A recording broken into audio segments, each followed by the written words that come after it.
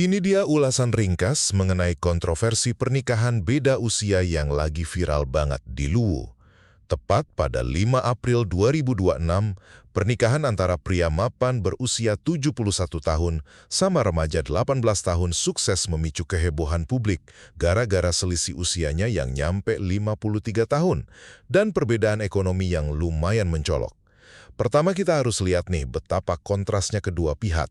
Haji Buhari yang umurnya udah 71 tahun ini kan pria mapan dengan kebun luas. Sementara pihak perempuan, sebut aja TA, diduga masih siswi SMA dari keluarga pekerja tambak.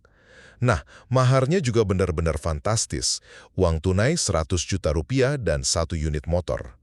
Dengan selisih umur lebih dari setengah abad dan mahar segede itu, wajar kan kalau publik mulai berspekulasi soal motif di balik pernikahan ini. Kedua, kita masuk ke masalah legalitas.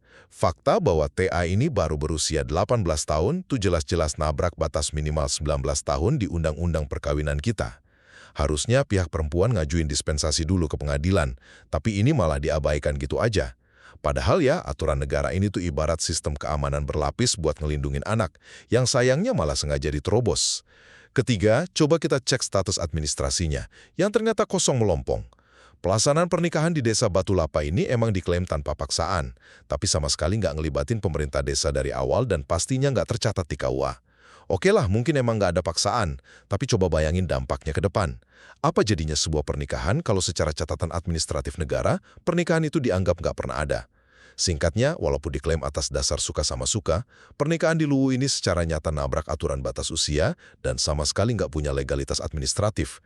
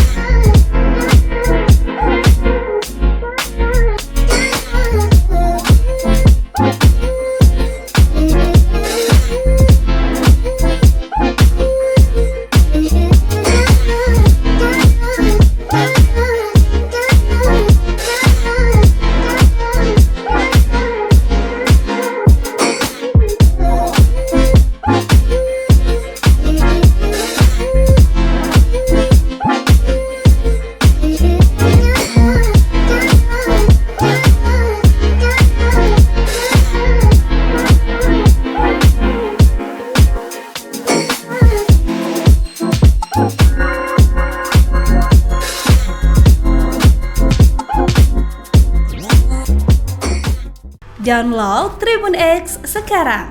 Menghadirkan lokal menjadi Indonesia.